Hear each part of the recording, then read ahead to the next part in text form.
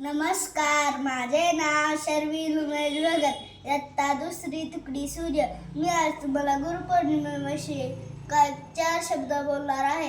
ते तुम्ही शांत चित्ताने ऐकून घ्यावे ही माझी नम्र विनंती. गुरु म्हणजे ज्ञानाचे भंडार, गुरु म्हणजे मायबाप. गुरु शरणी जाता हरतील सारे व्याप. आपण दरवर्षी आषाढ शुद्ध पौर्णिमेला गुरुपौर्णिमा साजरी करतो. भारतीय संस्कृती गुरूंना ईश्वराचे स्थान दिले आहे.